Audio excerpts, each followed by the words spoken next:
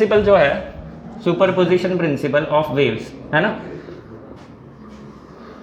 Superposition principle. तो ये principal है क्या, तो सिंपली वेक्टर सम है। वेक्टर सम अगर हो गया कोई क्वांटिटी का तो हम वहाँ पर फिजिक्स में बोलेंगे it is principal of superposition. Waves के केस में वेव्स करती क्या ये पहले समझो। If I have medium having molecules like this, still water है, हमने कहीं से तो वेव भेज दिया, एक पत्थर डाल दिया तो वेव्स बन जाएगी। वेव्स बनेगी तो ये मॉलिक्यूल्स का क्या होगा, ये वाला मॉलिक्यूल यहाँ शिफ्ट होगा, ये वाला यहाँ शिफ्ट हो जाएगा, यहाँ का मॉलिक्यूल यहाँ शिफ्ट हो जाएगा, यहाँ वाला मॉलिक्यूल यहाँ शिफ्ट हो जाएगा, बाकी मॉलिक्यूल्स ऐसे ऐसे शिफ्ट होते जाएंगे, ये वाला नीचे शिफ्ट होगा। And what you will get is effect क्या मिलेगा इसका, you will get a wave. ठीक है, इसको अगर मैं ज्वाइन कर दूँ तो you will see that there is a wave. बहुत सारे मॉलिक्यूल्स हैं जिनके डिस्प्लेसमेंट्स की वजह से, इसका ये डिस्प्लेसमेंट है x1 ले लो, इसका x2 ले लो, इस वाले का x3 ले लो, यू विल नोटिस दैट हर एक मॉलिक्यूल का डिस्प्लेसमेंट अलग अलग डायरेक्शन में है ना, हर एक मॉलिक्यूल का डिस्प्लेसमेंट अलग अलग डायरेक्शन है। So what is effect of wave on molecules of the medium, it causes displacement. हम लोग मैकेनिकल वेव्स के बारे में पढ़ रहे हैं, same applies for other waves also, ठीक है, बट सिर्फ डिस्प्लेसमेंट्स चेंज हो जाएंगी। सो मॉलिक्यूल्स या फिर जो पार्टिकल्स है, particles of medium, they are undergoing displacement because of presence of wave. ठीक है, अगर मेरे पास दूसरा वेव आ जाए तो वो दूसरे वेव से भी इनका हर एक पार्टिकल का अलग अलग डिस्प्लेसमेंट होगा। लेट अस से y1 y2 and so on y3 and so on. ठीक है, so at a point if we have two waves acting simultaneously और अराइविंग साइमल्टेनियसली, अगर ये दोनों साथ में आ जाए तो क्या हो जाएगा, मुझे यहीं पे लानी पड़ेगी दूसरी वेव। दूसरा कलर है क्या अपने पास, देखते हैं कौन सा चल रहा है इसमें से। हाँ, ये भी नहीं चल रहा है, ये भी नहीं चल रहा है। ठीक है, कौन सा दिखेगा अलग, इमेजिन कर लो यार, अभी जाने दो, इससे बेटर तो कलर है नहीं अपने पास। ये समझ लो कि ये दूसरी वेव है और ये दूसरी वेव इस तरह से आ रही है, थोड़ा सा स्लाइट कलर शेड में फ़र्क है। ये मेरी दूसरी वेव है, इमेजिन करो this is my second wave. ठीक है, ज़रूरी नहीं है दोनों फेज में हो, दोनों एक जैसी हो, है ना। So these are different waves, है ना। Now what will happen with this second wave, first wave आई, यहाँ का मॉलिक्यूल यहाँ शिफ्ट हो गया, x1 was the displacement. Displacement है, याद रखो, डिस्प्लेसमेंट स्केलर है या वेक्टर, डिस्प्लेसमेंट स्केलर है या वेक्टर। जिसने स्केलर मारा उसके बाजू वाले ने उसको फटके लगाओ। ठीक है, तो डिस्प्लेसमेंट क्या है, वेक्टर है। स्केलर बोलोगे तो गोली से उड़ा दिया जाएगा। यहाँ पर देखो, पहला वेव आया, डिस्प्लेसमेंट किस तरफ हो रहा है, ऊपर। Let us consider this molecule only. दूसरा वेव आया, ये वाला, ये वाला, इसको भूल जाओ अभी, ये वाला wave, this is second wave, this one is first wave. दोनों साथ में आ गए तो क्या हो गया, पहला वेव ऊपर की तरफ डिस्प्लेसमेंट दे रहा है x1, दूसरा वेव नीचे की तरफ डिस्प्लेसमेंट दे रहा है, लेट अस से y, या फिर x1 ही ले लेते हैं, x1 डैश। ठीक है, so what is total displacement, एक पार्टिकल है, लेट अस से मैं हूँ, मैं इसको 2 सेंटीमीटर ऊपर लेके जा रहा हूँ, आप आए, मेरे साथ आए और आपने क्या किया, 3 सेंटीमीटर नीचे ले लिया, तो अब टोटल डिस्प्लेसमेंट कितना होगा, हम दोनों साथ में इफेक्ट कर रहे हैं। आप 3 सेंटीमीटर नीचे ले सकते हो, मैं 2 सेंटीमीटर ऊपर ले सकता हूँ, हम दोनों का कंबाइन इफेक्ट क्या होगा, this is displacement 1, let us से दिस इज डिस्प्लेसमेंट 1 का डैश, तो टोटल डिस्प्लेसमेंट कितना हो जाएगा, x1 plus x2, x1 vector plus x2 vector. इसको y डायरेक्शन लेना है, जो डायरेक्शन लेना है ले लो। सो ये 2 जो भी यूनिट्स है, और इसको क्या ले लेंगे, -3 ले लेंगे। अगर मैंने इसको पॉजिटिव y डायरेक्शन बोल दिया तो ये मेरा हो जाएगा 2j, ये हो जाएगा -3j, और ये कितना आ जाएगा, -1j।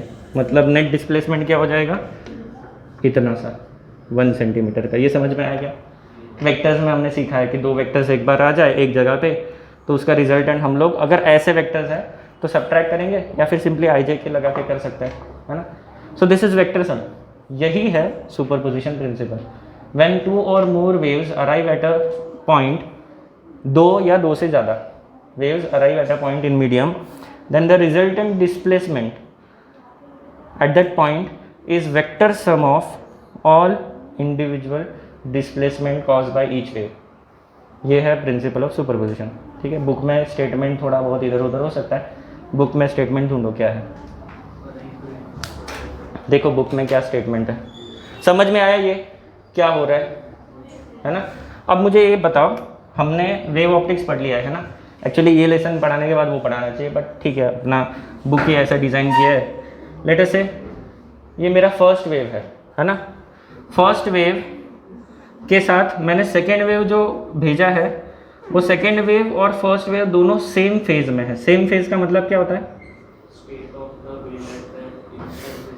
इसका मैक्सिमम और इसका मैक्सिमम सेम पॉइंट पे हो, इसका मिनिमम सेम पॉइंट पे हो। सो this is called same phase. Phase में कोई डिफरेंस नहीं है। अगर मैथमेटिकली बता रहे तो हमारे वेव के इक्वेशन होते हैं ए साइन ओमेगा टी माइनस के एक्स प्लस फाइव। तो ये टर्म जो है ये दोनों वेव्स के लिए सेम होनी चाहिए। This is argument of the function, wave function. तो ये जो है ये दोनों के लिए सेम होना चाहिए, दैट इज फेज। ये पूरा का पूरा फेज है, पूरा मिला के। ठीक है, तो ये दोनों वेव्स के लिए अगर फेज सेम होगा तो if my first wave has amplitude a1, what is amplitude? कल पढ़ाया था, what is amplitude? maximum displacement from mean position। तो इसका एम्पलीट्यूड a1 है, दूसरे का एम्पलीट्यूड कितना है a2। So what is resultant amplitude a1 plus, सही बात है। कब, जब सेम फेज में होंगी। अब मुझे बताओ, जैसे डिस्प्लेसमेंट वेक्टर है, क्या ये एम्पलीट्यूड्स वेक्टर है, हाँ या नहीं? अगर डिस्प्लेसमेंट्स वेक्टर है तो एम्पलीट्यूड भी तो वेक्टर है। एम्पलीट्यूड है क्या, maximum displacement, so basically it is also vector. तो ये रिलेशन ऐसा है रियलिटी में। तो अगर इसका एम्पलीट्यूड a1 है, इसका एम्पलीट्यूड a2 है, दोनों का फेज डिफरेंस 0, तो ये रिजल्ट आता है। एम्पलीट्यूड के लिए हम लोग वेक्टर फार्मूला लगा सकते हैं। What is vector formula? Under root of a1 square plus a2 square plus 2a1 a2 cos phase difference, जो भी फेज डिफरेंस होगा, डेल्टा लिख लेते हैं फेज डिफरेंस को, because we have used phi here.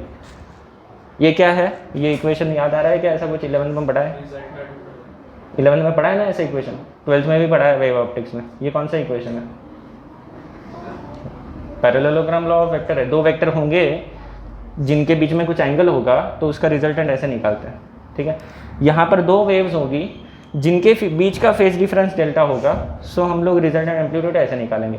We will prove this, अगर होगा book में तो प्रूव करके दिखाऊंगा, अदरवाइज नहीं। तो वेव फंक्शन से प्रूफ कर सकते हैं इसको।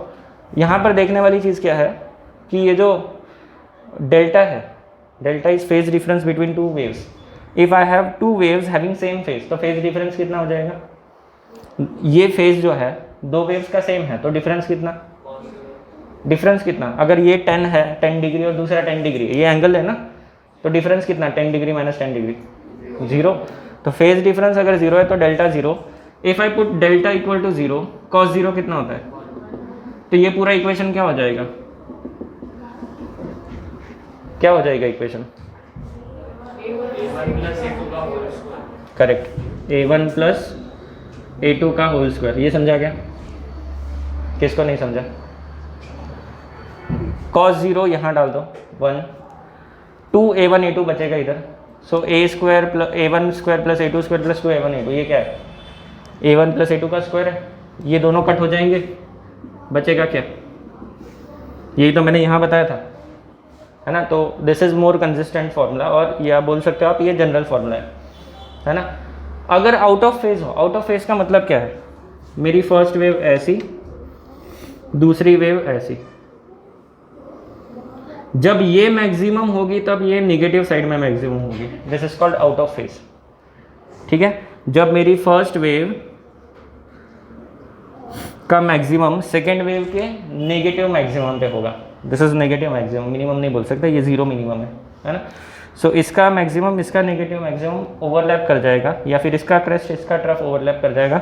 What do you expect? इसका एम्पलीट्यूड a1, इसका एम्पलीट्यूड a2, क्या एक्सपेक्ट कर रहे हो आप? क्या रिजल्टेंट एम्पलीट्यूड होगा? इसको देख के बताओ।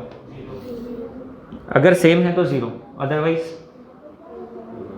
सेम नहीं है, मैंने जनरल बोला A1 A2, तो क्या लिखेंगे A1 माइनस A2, है ना, मॉड मतलब जो भी बड़ा है उसमें से छोटा माइनस कर दो, this will be result and amplitude. Check करते हैं फेज डिफरेंस कितना है, ये कैसे पता लगाएंगे, इसका मैक्सिमम यहाँ, इसका मैक्सिमम यहाँ, ये है हमारा फेज डिफरेंस। कैसे निकालेंगे, लेट अस टेक ये यहाँ से यहाँ तक कितना एंगल है ये कैलकुलेट करना है। तो कैसे करेंगे, देखो ये 0 होता है, ये हमारा होता है यहाँ से यहाँ तक 2 पाई, सही है, 2 पाई का आधा इधर कितना पाई, ये कितना π/2, ये कितना 3π/2, ये कितना एंगल हो गया, π/2 से 3π/2 में कितना एंगल हो गया, 3π/2 माइनस π/2 करो, कितना पाई आया, तो फेज डिफरेंस कितना आ गया पाई। यहाँ डाल के देखते हैं कॉस पाई कितना होता है, कॉस पाई कितना होता है -1, यहाँ डाल दोगे तो क्या आ जाएगा, सिर्फ माइनस आ जाएगा, और इक्वेशन क्या बन जाएगा, A1 माइनस A2 स्क्वायर और रूट, तो वो कट होके क्या आता है, वही आ रहा है क्या, A1 माइनस A2। तो जो हमारा लॉजिक बता रहा है वही वो फार्मूला भी बता रहा है, वेक्टर का फार्मूला चल रहा है ना। तो बस मुझे ये बताना था कि वो फार्मूला आप याद रख लो सिंपली, और हमें याद है ना, हमने पढ़ा है, 11 से पढ़ते हैं हम लोग, तो उससे आप लोग कोई भी 2 वेव्स है तो उनका रिजल्ट नहीं निकाल सकते। 3 वेव्स है तो क्या करेंगे, पहले 2 का निकालोगे, जो रिजल्ट आएगा उसको तीसरे से कंबाइन करोगे, उसका और तीसरे का, क्योंकि वेक्टर्स है ना, तो 2 वेक्टर्स का सोल्यूशन निकालो, you will gate 1 more vector, single vector, दोनों का आंसर सिंगल आएगा, फिर उसको तीसरे से ऐड करो, 3 से ज़्यादा है तो क्या करोगे, पहले 2 कर लो, फिर दूसरा और दूसरे का आंसर जो है उसको तीसरे से सॉल्व करो, फिर इन दोनों का जो आंसर आएगा उसको चौथे में ऐड करो। तो आप इनफाइनाइट टर्म्स का कर सकते हो, इनफाइनाइट वेव्स के साथ ये कर सकते हो, ठीक है। Only the calculation will be difficult, है ना, उसके लिए हम लोग कुछ नहीं कर सकते। तो इसलिए वेक्टर्स में यही प्रॉब्लम है कि जब टर्म्स बढ़ जाते हैं द कैलकुलेशन बिकम्स डिफिकल्ट, तो वहाँ पर थोड़ा एडवांस मैथमेटिक्स यूज़ कर सकते हैं, कुछ और मैट्रिक्स के टेक्निक जो होते हैं उसका यूज़ किया जाता है, और कंप्यूटर्स का यूज़ किया जाता है। जब बहुत सारे वेक्टर्स आ जाए, human can not solve that, है ना, तो वहाँ पर कंप्यूटर्स आ जाते हैं। ओके, ये था आइडिया सुपरपोजिशन प्रिंसिपल का। बुक में ज़रा पढ़ लो प्रिंसिपल क्या दिया है, रीड द प्रिंसिपल। ये लिखना है तो लिख लो, यही एसेंस है जो पूरा डिस्कशन है। ब्लेम गवर्नमेंट को करते हैं, तो तुम एडवांटेज लो, तुम टेंशन मत लो, पढ़ाई करो बस, ठीक है। देखो डेरिवेशन सारे अच्छे से करो, टेक्स्ट बुक के सॉल्व न्यूमेरिकल्स अच्छे से करो, और एक्सरसाइज प्रायोरिटी क्या, डेरिवेशन और सॉल्व न्यूमेरिकल्स, ठीक है। डेफिनेशन और वो सब बस पढ़ लो ना, पढ़ने से याद नहीं होता है क्या, अगर पढ़ने से याद नहीं होता तो मेरा जैसा टेक्निक करो। मुझे डेफिनेशन याद नहीं होते थे बायो और उसके, वो डिफ़िकल्ट रहता है, तो मैं उसको ऑडियो रिकॉर्ड करके हेडफोन लगा के सो जाता था, सुबह तक लर्न नहीं हुआ तो अगले दिन वही करो, सिंपल है ना। सोते सोते पढ़ाई कर सकते हैं तो काहे को टेंशन लेना है, अच्छा टेक्निक है ना। क्या है, हाँ, तो फिर किसी और को बोल दो जिसका आवाज़ अच्छा है, उसके पास रिकॉर्डिंग करा लो, लता मंगेशकर को बुला लो रिकॉर्डिंग के लिए। खुद का आवाज़ पसंद नहीं है तो दूसरे के आवाज़ से रिकॉर्ड कर लो।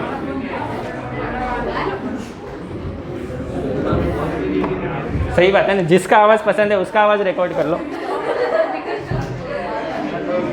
ठीक। पेज नंबर बता तो कौन सा था अपना, 1, हाँ यही वाला।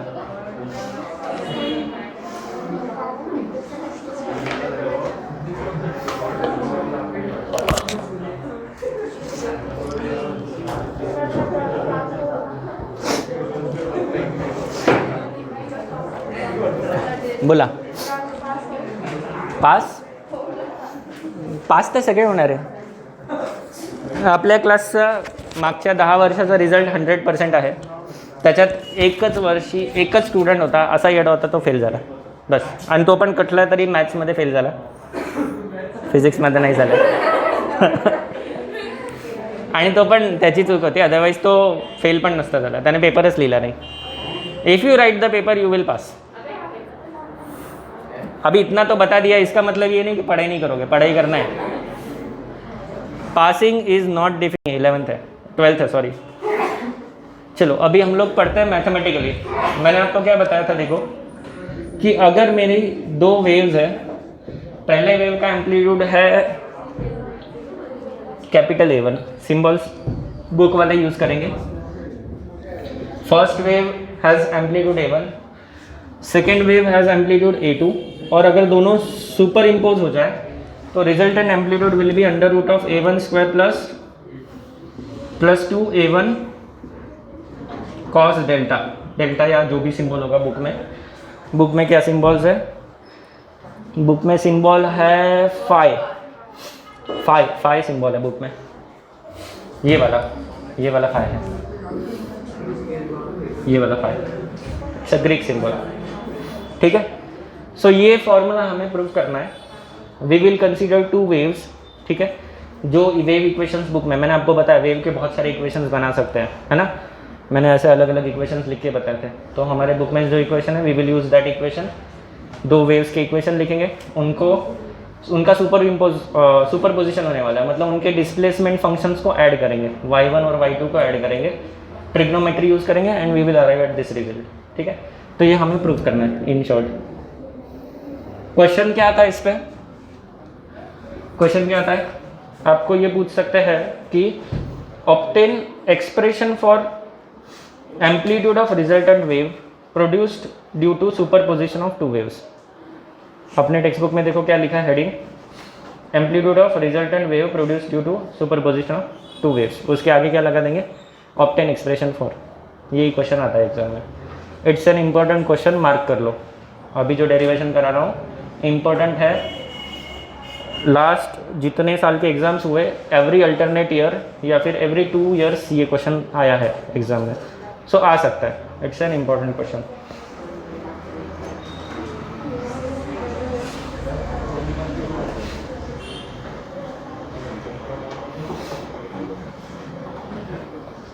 ओके, सो फर्स्ट वेव जो है उसका जो इक्वेशन है वो ऐसा लिया है, y1 equal to A1 sine omega t. जो सेकेंड वेव है उसका इक्वेशन लिया है y2 equal to A2 sine omega t, और दोनों में एक फेज डिफरेंस है फाई, दोनों में फेज डिफरेंस कितना लिया उन्होंने, फाई। ठीक है, देखा जाए तो ये प्रोग्रेसिव वेव के इक्वेशंस नहीं है ना, ये सिर्फ सिंपल हार्मोनिक मोशन के इक्वेशंस है, प्लस के एक्स है ही नहीं इसमें, है ना, जाने दो, that makes the derivation easy, है ना, के एक्स वाला इक्वेशन लेंगे तो और डिफिकल्ट हो जाएगा डेरिवेशन। ओके, अब कैसे करेंगे, how to solve this equation, this is first wave, this is second wave, so by principle of superposition, principle of superposition क्या बोलता है, रिजल्टेंट डिस्प्लेसमेंट क्या होगा, y1 प्लस y2। इस डेरिवेशन में आपको याद क्या रखना है, आपको ये याद रखना है, क्योंकि इसके बहुत सारे पॉसिबिलिटीज़ है, बहुत सारे अलग अलग इक्वेशंस है। आप देखोगे तो ऐसा ही इक्वेशन हमने इंटरफेरेंस लेसन में भी यूज़ किया है, बट अलग है वो इक्वेशन, ये अलग है। और एक जगह हमने SHM में भी ऐसा ही एक डेरिवेशन किया है, उसमें भी इक्वेशंस थोड़े से अलग है ना, तो ये एक ध्यान रखो कि इस डेरिवेशन में ये इक्वेशन से स्टार्ट करना है, तो ये रटना पड़ेगा आपको, है ना, रटना पड़ेगा, क्योंकि इसको हम कुछ और इक्वेशंस लेके भी कर सकते हैं, still we will get the same result, है ना। मैंने SHM में ये करके बताया, एक पूरा पेज भर के है, शायद से 4th नंबर का वीडियो है, अभी मैंने कल डाला था, कल 4th और 5th डाला है, उसमें है ये। ठीक है, but the equations are different, final result is still same. ठीक है, अब क्या करें बताओ, y1 प्लस y2 ऐड कर दो दोनों को, A1 sine omega t plus A2 sine omega t plus 5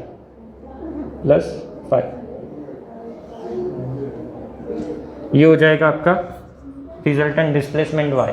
सही बात है, हमने क्या किया, दोनों फंक्शंस को ऐड कर दिया according to principle of superposition. यहाँ पर ये मेरे वेक्टर इक्वेशंस नहीं है, दीज आर फंक्शंस, तो मेरा जो रिजल्टेंट होगा that will also be sum of 2 functions. अब हम 2 फंक्शंस को ऐड करेंगे, हमें दिख रहा है ट्रिग्नोमेट्रिक फंक्शंस है, so we will use trigonometric identities. ठीक है, यहाँ तक लिख लो, आइडेंटिटी बता रहा हूँ वो यूज़ करेंगे हम लोग। आइडेंटिटी का नाम है, क्या नाम है, sine of A plus B, sine of A plus B.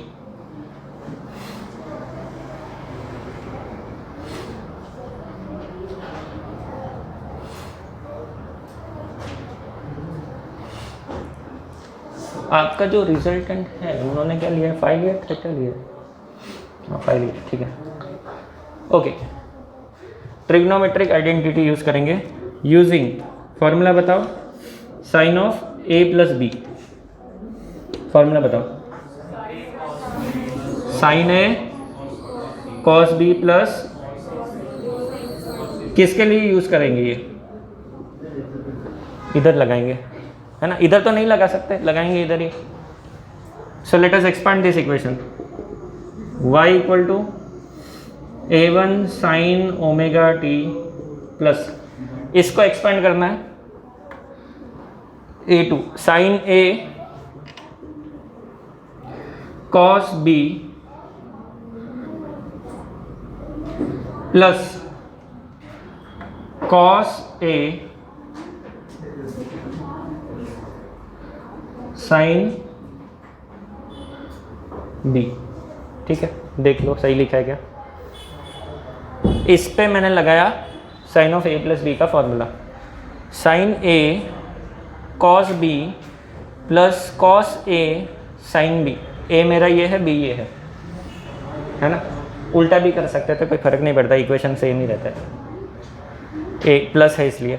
Okay, क्या करें अभी? क्या दिख रहा है हमको? यहाँ तक लिख लो पहले, फिर बताता हूँ क्या दिख रहा है। लिख लो, छोटा सा सिंपल सा इक्वेशन है। होमवर्क में इसको 2 बार करना है।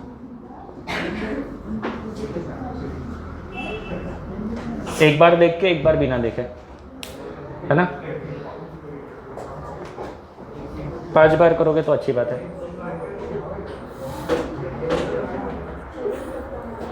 हो गया यहाँ तक लिख के? अभी देखो जादू करने वाले हम लोग, इसलिए लिख लो यहाँ तक। I will show you magic, mathematical magic. इतना छोटा इक्वेशन कर देंगे।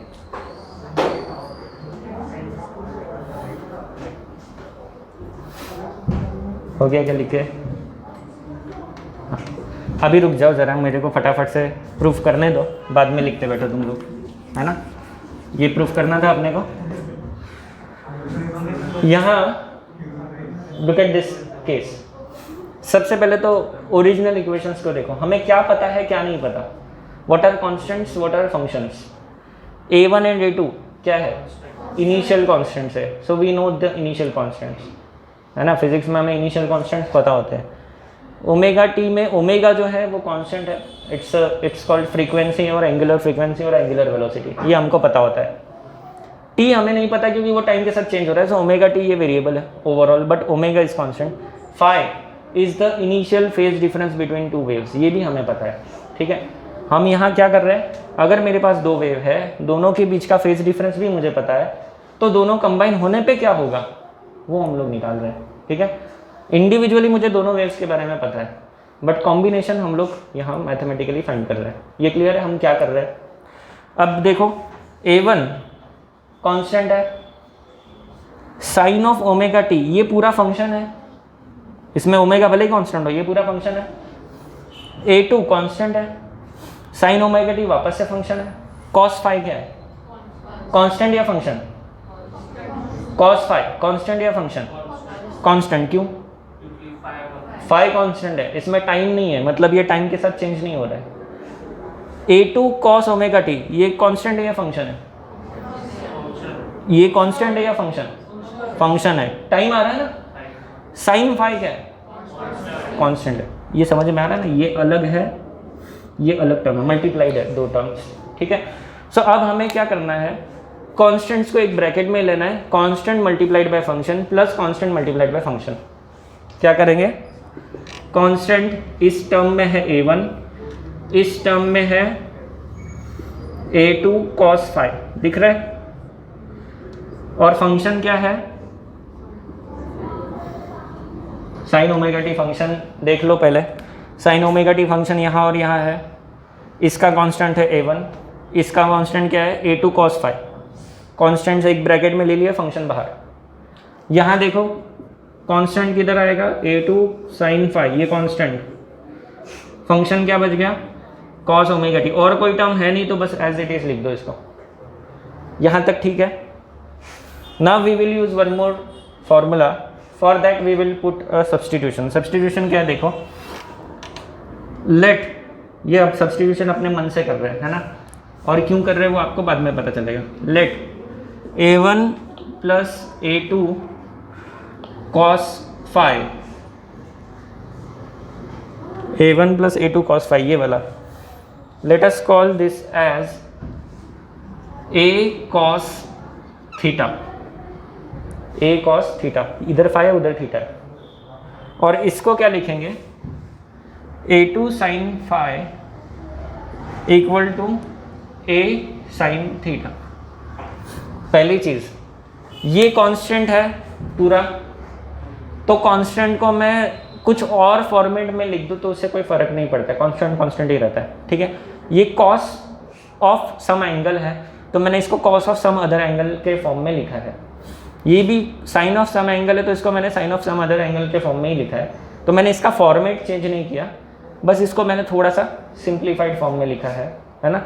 ये हमने अपने जेब से उठा के डाला है, so it is a pure substitution. क्यों किया आगे पता चलेगा। देखो, let us put this substitution, equation number क्या दे दे इसको, इसको इक्वेशन नंबर दे देंगे 1 हो गया, ये 2, ये वाला 3 का वैल्यू कहाँ डाल देंगे, यूजिंग 3 इन 2, ये वैल्यू यहाँ डालेंगे। तो पहले टर्म के लिए क्या लिखेंगे, पहले टर्म के लिए लिखेंगे A Y equal to A cos theta, और दूसरा क्या है साइन ओमेगा टी, प्लस इसके लिए क्या लिखेंगे ए साइन थीटा, ए साइन थीटा और कॉस ओमेगा टी। ये जाना पहचाना फॉर्मूला लग रहा है, देखो ए कॉमन ले लो, cos A sine B plus sine A cos B, ठीक है, थोड़ा ढंग से बताता हूँ। Sine A cos B plus cos A sine B, sine A cos B plus cos A sine B क्या है, sine of A plus B, Govinda भैया, sine A cos B plus cos A sine B क्या है, इधर देखो ऐसे ही है क्या, sine A cos B plus cos A sine B है क्या वही format. So I can write this as sine of A plus B,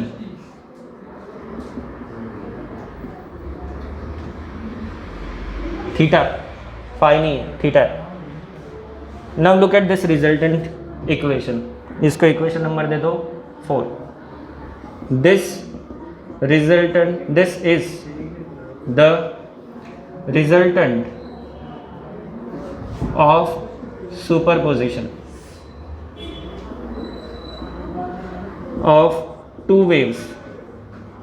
देखो सही बात है, 2 वेव्स का सुपरपोजिशन किया तो उसका रिजल्टेंट ये आ रहा है।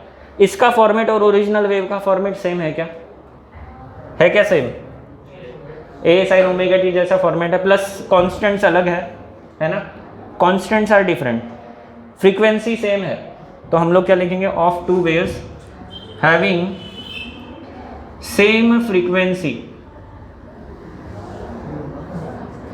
Omega but different amplitude A and phase theta, ठीक है। अब हमें ये पता चल गया कि रिजल्टेंट क्या होने वाला है, रिजल्टेंट भी वेव होने वाला है, ओरिजिनल वेव जैसा ही वेव होने वाला है। दूसरी चीज़, ये रिजल्टेंट वेव का एम्पलीट्यूड कितना होने वाला है ए, और फेज एंगल होने वाला है थीटा, रिजल्टेंट फेज और रिजल्टेंट एम्पलीट्यूड, और इसको हमें निकालना है क्योंकि ये हमने डाले हुए अननोन कॉन्स्टेंट्स हैं। सो इनको निकालने के लिए we will use equation number 3 only, ठीक है। So expression for amplitude, expression for amplitude, expression for amplitude कैसे निकालेंगे, देखो अभी ध्यान से देखना। इक्वेशन 3 को स्क्वायर करके ऐड कर दो, स्क्वायरिंग एंड एडिंग इक्वेशन 3। मैं स्क्वायर और ऐड क्यों कर रहा हूँ, क्योंकि मुझे ट्रिग्नोमेट्री आता है, मैंने ये पता है ट्रिग्नोमेट्री में कि अगर मुझे इसमें से ए चाहिए तो मुझे थीटा को एलिमिनेट करना होगा, और साइन थीटा और कॉस थीटा को एलिमिनेट करने का एक बहुत ही अच्छा फॉर्मूला है क्या, sine square theta plus cos square theta equal to 1। तो मैंने इसको स्क्वायर किया ऐड कर दिया, तो ये क्या हो जाएगा, A square sine square theta plus A square cos square theta, कितना हो गया, ए स्क्वायर हो गया, sine square plus cos square 1 हो गया, तो इसका रिजल्टेंट कितना आ गया, ए स्क्वायर। इसका और इसका क्या आ जाएगा, एज इट इज़ लिख दो, या फिर स्क्वायर कर लो यहीं पे, A plus B bracket square, a1 square plus a2 square cos square five plus 2a1 a2 cos five, सही है ना, A square plus B square plus 2ab, इधर ये हो गया, इसका भी तो करना है, plus a2 square sine square five. समझ में आया? अब मुझे बताओ इसका रिजल्टेंट क्या होगा, a2 square cos square five, a2 square sine square five, कितना 1 हो गया, 1 टाइम्स a2 स्क्वायर है, तो ये a2 स्क्वायर हुआ, so this is a square equal to a1 square plus a2 square plus 2a1 a2 cos five, सही है क्या, और ये स्क्वायर को उधर शिफ्ट कर देंगे तो क्या हो जाएगा, आ गया अपना फाइनल आंसर, आया क्या, यही तो प्रूफ करना था केदार, ठीक है। अब एक और चीज़ है जो हमने नहीं निकाला, थीटा कितना होगा, थीटा भी निकाल लेते हैं, कैसे निकालेंगे थीटा, एक्सप्रेशन फॉर थीटा, बताओ कैसे निकालेंगे थीटा को, मुझे ए नहीं चाहिए, थीटा निकालना है तो ए नहीं चाहिए, इसको क्या करने से ए गायब हो जाएगा, बताओ क्या करें तो ए गायब हो जाएगा, डिवाइड कर दो, ए साइन थीटा अपॉन ए कॉस थीटा क्या होता है, tan theta, sine upon cos क्या होता है रे, इक्वेशन, डिवाइडिंग इक्वेशन, इसका जो भी नंबर है, ठीक है, तो क्या आ जाएगा, साइन अपॉन कॉस बोला है ना, तो a2 sine phi upon a1 plus a2 cos phi. थोड़ा सा याद करो, आपने 11 में वेक्टर क्या बोलते हैं, पैरेललोग्राम लॉ ऑफ वेक्टर में ये फाइनल एक्सप्रेशन आया था, वहाँ पर अगर आपको याद होगा तो, नहीं तो है 11th वाले बाजू में बैठा, चेक कर लेना, है ना, ठीक है, समझ में आ गया ये प्रूफ। तो हमने क्या बताया यहाँ पर, अगर मेरे पास दो वेव्स है तो उनका रिजल्टेंट एम्पलीट्यूड ये फॉर्मूला से आएगा, उनका रिजल्टेंट फेज ये फॉर्मूला से आएगा, और रिजल्टेंट वेव ओरिजिनल वेव जैसी ही होगी, फ्रीक्वेंसी में कोई चेंज नहीं, अगर इनके फ्रीक्वेंसी सेम है तो। सिर्फ क्या अलग है, दोनों वेव्स का फेज अलग है, एम्पलीट्यूड्स अलग है।